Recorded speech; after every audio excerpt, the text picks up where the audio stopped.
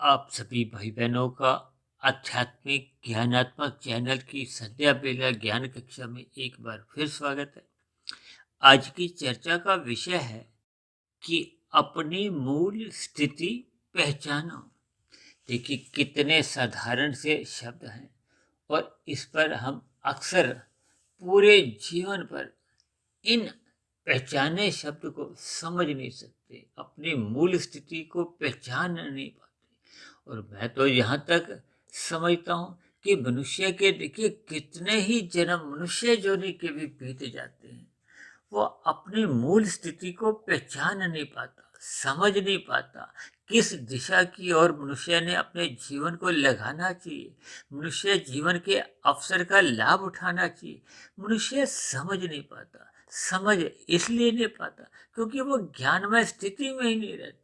ज्ञानमय स्थिति में नहीं रहने का अभिप्राय क्या है कि उसका सत्वगुण का संग नहीं होता। सत्वगुण का संग नहीं होने का अभिप्राय कि जितना सत्वगुण का आपको में संग करना चाहिए उतना हम संग कर नहीं पाते, जिसके फलस्वरूप मनुष्य का रजोगुण का संग एक मर्यादा से अधिक होने लगता है।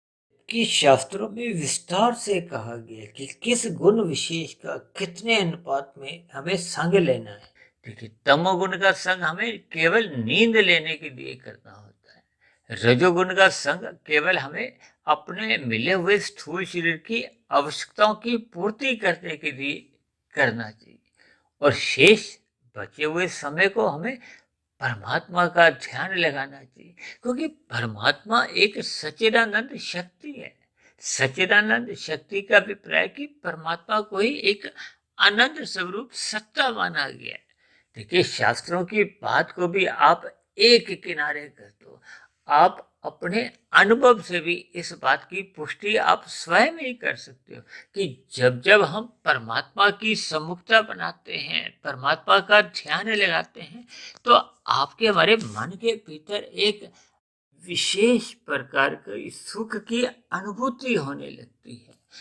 आपके हमारे मन की स्थिति में किसी भी प्रकार का फिर वो दुख नहीं रहता। उसका कारण है क्योंकि परमात्मा एक विशुद्ध सत्वगुणी सत्ता है। विशुद्ध सत्वगुणी सत्ता का अभिप्राय वो एक आनंद स्वरूप सत्ता है।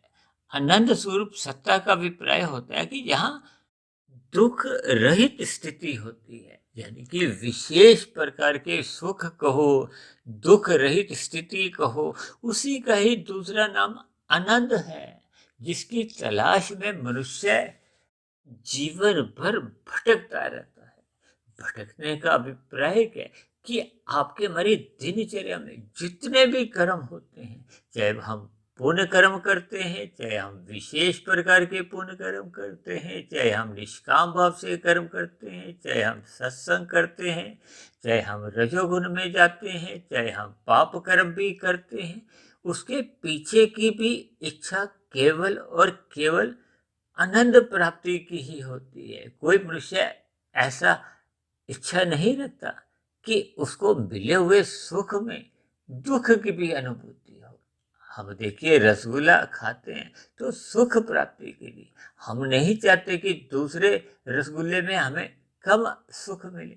हम चाहते हैं कि आपका हमारा सुख निरंतर बना रहे, जबकि आपका हमारा एक अनुभव क्या कहता है कि हम पहला रसगुल्ला खाते हैं तो अच्छा लगता है, सुख मिलता है, फिर मनुष्य दूसरा रसगुल्ला खाने की इच्छा रखता है और जब खाता है तो उसको उतना सुख तो नहीं मिलता, भले ही उसको तीसरा रसगुल्ला खाने की भी इच्छा होती है कि अब के मुझे और अधिक सुख मिलेगा, लेकिन तीसरे रसगुल्ले में दूसरे खाए हुए रसगुल्ले की तुलना में भी और कम सुख मिलता है।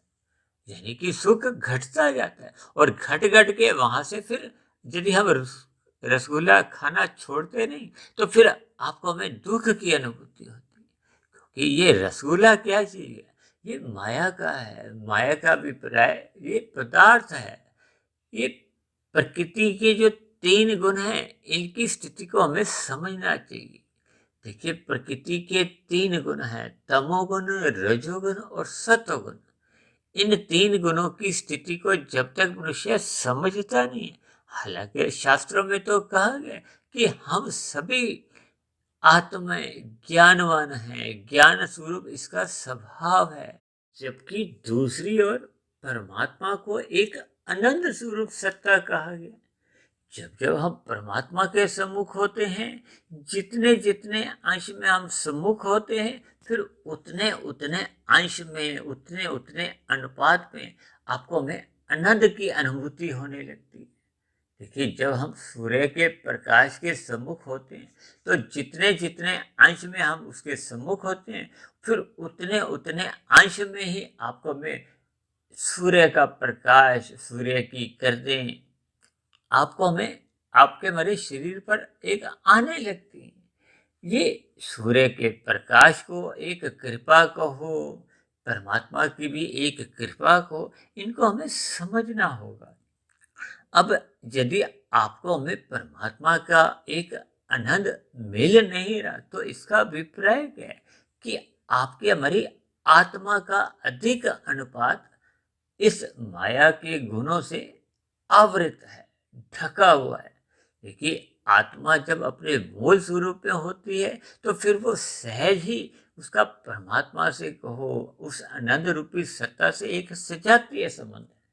जैसे लोहे के छोटे छोटे कण बड़े बड़े चुंबक के ओर आकर्षित होते हैं, चिपकते हैं, वो उनका एक सजातीय संबंध है। लेकिन हमने अपना संबंध किससे बनाया? अज्ञानतावश प्रकृति के पदार्थों से। प्रकृति जो अपने आप में देखिए एक निकृष्ट मानी जाती है, निचली स्थिति मानी जाती है, और आत्मा की एक मध्यम स्थिति है। मध्यम स्थिति का अभिप्राय कि आत्मा केवल सत्य चित है, आनंद स्वरूप है ही नहीं।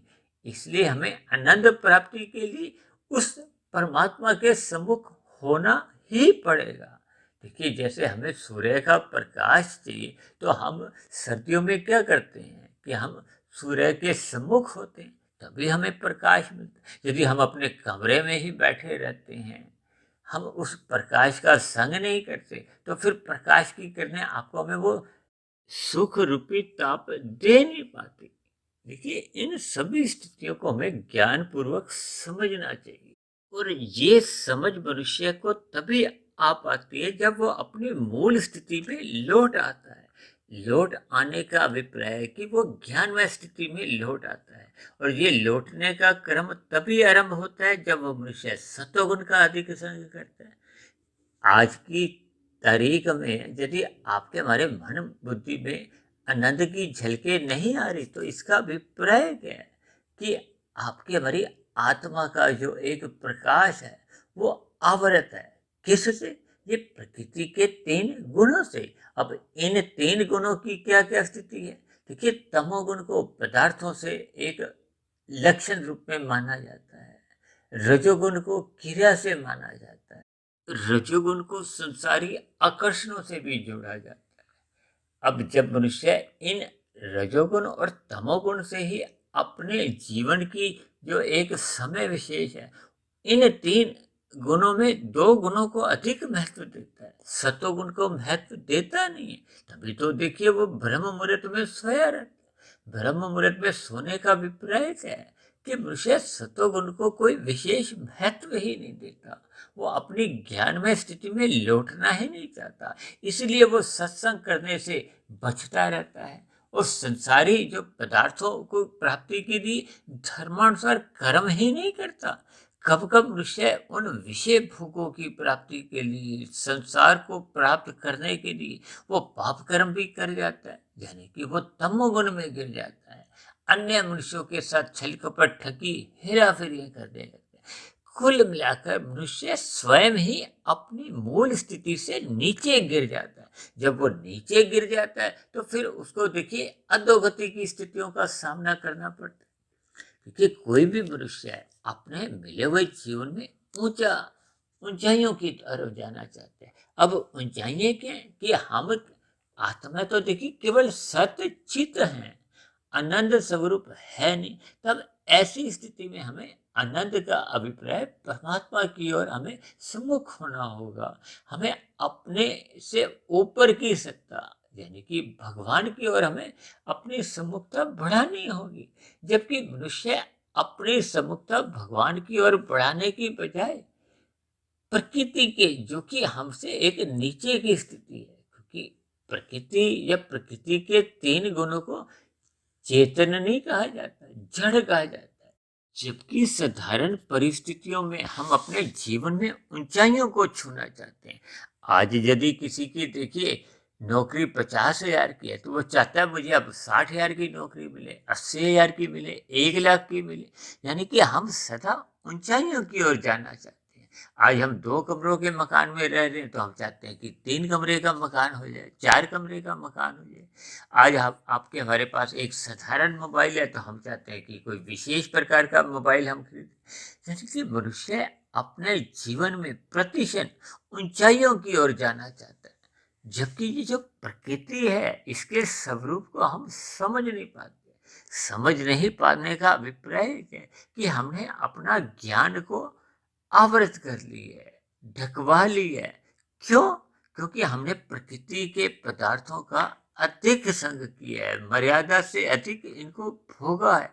भोगने के कारण ही ये माया के जो पदार्थ हैं, 5 भोग्य विषय हैं, ये क्रमशः आपको हमें अचेत करते हैं, प्रमाद में ले आते हैं।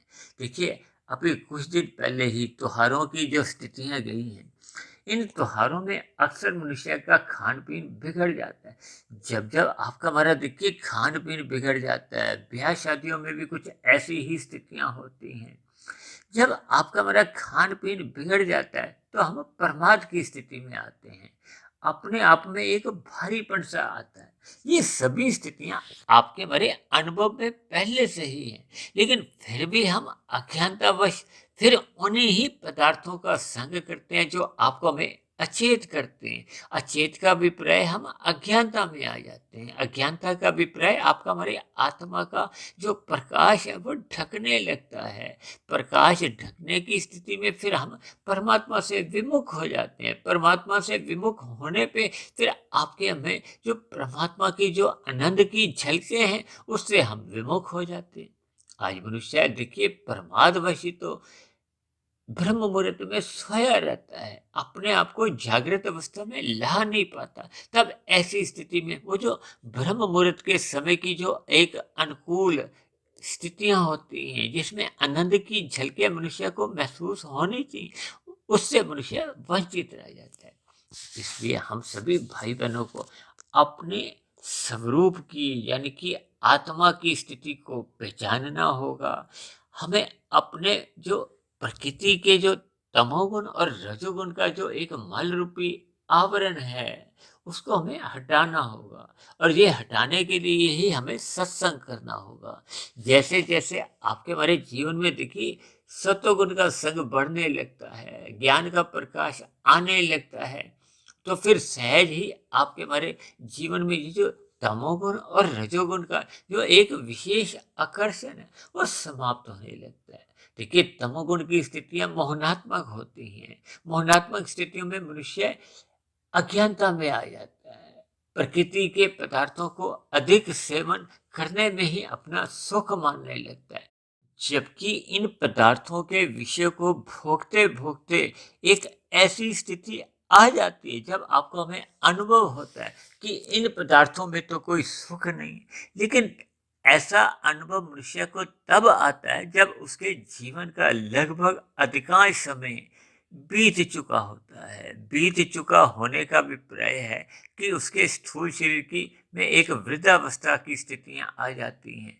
जैसे हम परीक्षा में बैठे हों, तो लगभग 2.5 पौने 3 घंटे का समय अगर बीत चुका हो, अंतिम 10-15 मिनट ही रह गए हों, तब उस 10-15 मिनट की स्थितियों में हम अपने जो मिले हुए प्रश्नों का जो हमने उत्तर लिखना था, उससे हम चूक जाते हैं। देखिए, जो समय हमें आपको 3 घंटे के समय में लिखना था, वो जब आपको हमें 5-10 मिनट ही मिलते हैं, तो उस स्थिति विशेष में क्या होता है कि हम फिर वो उस परीक्षा में फेल हो जाते हैं। फेल होने का अभिप्राय देखिए, मिले हुए मनुष्य जीवन के सफर में हम चूक जाते हैं। मिले हुए अवसर का हम लाभ नहीं उठा पाते। देखिए, लाभ नहीं उठाने का अभिप्राय यही है कि हम अपने मिले हुए जीवन को एक हार में बदल देते हैं। हार का अभिप्राय कि हम मरने के बाद फिर ना चाहते हुए भी फिर अधोगति की स्थितियों को प्राप्त होते हैं। देखिए, इन सभी स्थितियों पर हमें ज्ञानपूर्वक चिंतन करना चाहिए। देखिए, जब-जब हम कोई मैच भी देखते हैं, चाहे वो फुटबॉल का हो, चाहे हॉकी का हो, चाहे क्रिकेट का, जब-जब आपको हमें एक अवसर मिलते हैं, अगर उस अवसरों का हम लाभ नहीं उठाते तो हम मैच हार जाते हैं। ठीक इसी तरह आपका हमारा ये जो मिला हुआ मनुष्य योनि का जो एक अवसर है, समय है, वो हर क्षण देखिए घटता जा रहा है। आपके हमारे स्थूल शरीर की आयु, साँसें वो घटती जा रही हैं और एक ऐसी स्थिति विशेष आती है कि जब हम मृत्यु को प्राप्त हो जाते हैं। अब मृत्यु को प्राप्त होने से पूर्व आपके हमारी जैसे-जैसे कर्मों की स्थितियाँ होती हैं, जैसे-जैसे कारण शरीर में जो अज्ञानता के विषय भोगों के जो बुरे संस्कार बने होते हैं, जिनको हटाने के लिए ही आपको हमें ये मनुष्य जीवन मिला था, उस मिले हुए अवसर को हम खो देते हैं।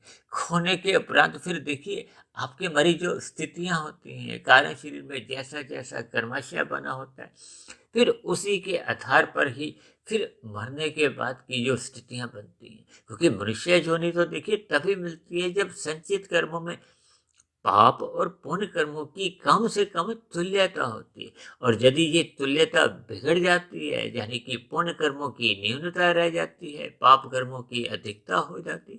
क्योंकि जब जब मनुष्य प्रकृति के पदार्थों का अधिक से अधिक सुख लेने की इच्छाएं बढ़ाता जाता है, तब ऐसी स्थिति में ना चाहते हुए भी मनुष्य प्रमाद में आ जाता है, आलस्य में आ जाता है। उन पदार्थों के भोगने के जो वेग हैं, वो आपको हमें पाप कर्म करने को एक बाध्य कर देते हैं, जिसके फलस्वरूप मनुष्य का पाप कर्मों का कर्माशय भी बढ़ने लगता है। जब पाप कर्म बार-बार करते-करते आपका हमारा एक स्वभाव बन जाता है, तो मनुष्य को उन किए गए पाप कर्मों पर कोई पश्चाताप भी नहीं होता। देखिए, ये सभी स्थितियों पर हमें सकारात्मक चिंतन करना होगा, अपनी आत्मा की स्थिति को पहचानना होगा। जब तक मनुष्य इन सभी स्थितियों पर सकारात्मक चिंतन नहीं करता, तब तक वो अपनी मूल स्थिति में लौट नहीं पाता। इसलिए हम सभी भाई बहनों को अपनी मूल स्थिति में लौटने के लिए अपने मिले हुए जीवन में सत्संग करते रहना चाहिए। सत्संग करने का अभिप्राय सतोगुण का अधिक संग करने से ही है। हमें ब्रह्म मुहूर्त में उठने का संस्कार स्वभाव बनाना चाहिए और ये तभी संभव होता है जब मनुष्य रात को जल्दी सो जाता है। यानी घोर तमोगुण में जब मोहनात्मक स्थितियां होती हैं, उनसे मनुष्य अपने आप को बचा लेता है। यानी कि दूषित प्रभाव से हमें बचाना है और एक सात्विक स्थिति जो कि ब्रह्म मुहूर्त की एक विशेष स्थिति मानी जाती है, उस स्थिति विशेष से हमें जोड़ना है ताकि हम लाभ अधिक से अधिक कमाएं और होने वाली हानि को भी हम समाप्त करते जाएं। इन दोनों स्थितियों पर जब हम काम करना शुरू कर देते हैं, तब फिर सहज ही ये जो संसारी पांच भोग्य विषय हैं, इनकी ओर आपका हमारा जो एक रस बुद्धि का जो एक लगाव होता है, वो एक मर्यादा में अपने आप ही आने लगता है। कुल मिलाकर आपका हमारा जीवन सफल होने लगता है, सार्थक दिशा की ओर चलने लगता है और हम अपने मूल स्थिति में लौटने लगते हैं। और मूल स्थिति में लौटने पर फिर हमें परमात्मा की याद कहो, स्मृति कहो, वो सहज ही बनी रहती है। कुल मिलाकर फिर हमें परमात्मा के आनंद की झलकें आने लगती हैं और फिर परमात्मा आध्यात्मिक उन्नति करने के लिए सहज स्थिति में आ जाता है। तो ऐसी सभी सहज स्थितियां हम सभी भाई बहनों की तभी बन पाती हैं जब मनुष्य अपनी मूल स्थिति यानी कि ज्ञानमय स्थिति में लौटता है। ऐसी सभी शुभ स्थितियों में हम सभी भाई बहन जल्द से जल्द लौट आए, यानी कि हम अपनी मूल स्थिति की पहचान करें कि हम सभी आत्माएं ज्ञान युक्त हैं, ज्ञान स्वरूप हैं और परमात्मा की स्मृति बनाए रखने में ही हमें आनंद की झलकें मिलती हैं। तो ऐसी सभी आनंदमय स्थितियां हम सभी भाई बहनों के जीवन में भी बने। इन्हीं शुभकामनाओं के साथ आज की चर्चा विशेष को अब हम यही विश्राम देते हैं। कल सुबह फिर मिलते हैं ब्रह्म मुहूर्त उपदेश कक्षा में। तब तक आप अपने आध्यात्मिक मित्र सुधीर भाटिया फकीर को इजाजत दें। आप सभी भाई बहनों को बहुत बहुत शुभ रात्रि और सुबह ब्रह्म मुहूर्त में उठने के लिए मेरी ओर से बहुत बहुत शुभकामनाएं।